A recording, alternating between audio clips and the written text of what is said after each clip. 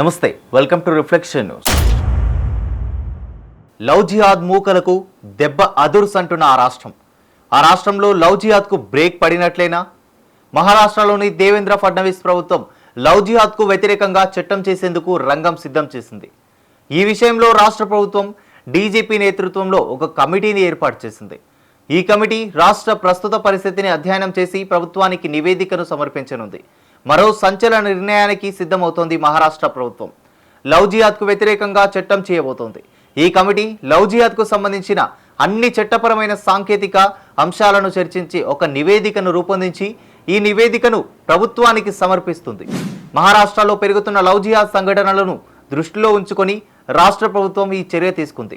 Love జిహాద్, మోసపూరిత, బలవంతపు మత మార్పిడులను ఆపడానికి ఒక చట్టం తీసుకురాబోతున్నట్లు రాష్ట్ర ప్రభుత్వం తెలిపింది. దీనికోసం రాష్ట్ర ప్రభుత్వం డైరెక్టర్ జనరల్ ఆఫ్ పోలీస్ అధ్యక్షతన ఒక ప్రత్యేక కమిటీని ఏర్పాటు చేసింది. ఈ కమిటీ రాష్ట్రంలోని ప్రస్తుత పరిస్థితిని అధ్యయనం చేసి లవ్ జిహాద్, మోసం మరియు బలవంతపు మత మార్పిడులపై చర్యలను సూచించే చట్టాన్ని రూపొందిస్తుంది. ఈ విధంగా లవ్ జిహాద్కు వ్యతిరేకంగా చట్టం చేసిన దేశంలో 10వ రాష్ట్రంగా మహారాష్ట్ర అవతరిస్తోంది.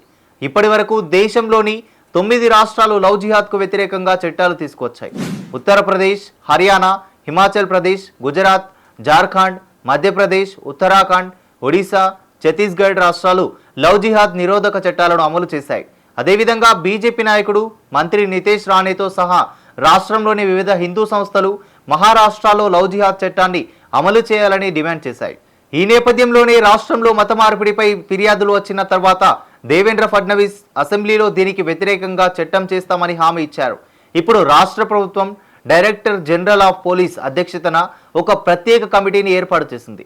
ఈ కమిటీలో మహిళా శిశు సంక్షేమ శాఖ కార్యదర్శి, మైనార్టీ అభివృద్ధి శాఖ కార్యదర్శి, చట్టం మరియు న్యాయశాఖ కార్యదర్శి, సామాజిక న్యాయం, ప్రత్యేక సహాయ శాఖ కార్యదర్శి, హోంశాఖ కార్యదర్శి, హోంశాఖ చట్టం కార్యదర్శి సభ్యులుగా ఉంటారు. ఈ కమిటీ రాష్ట్రంలోని ప్రస్తుత పరిస్థితిని అధ్యయనం చేస్తుంది. లవ్ జిహాద్, మోసపూరిత, బలవంతపు మత మార్పిడులకు పరిష్కారాలను సూచిస్తుంది. ఇతర రాష్ట్రాల్లో ఈ చట్టాన్ని అధ్యయనం చేస్తుంది. ఈ కమిటీ చట్టాన్ని రూపొందించడంతో పాటు చట్టపరమైన అంశాలను కూడా అధ్యయనం చేస్తుంది.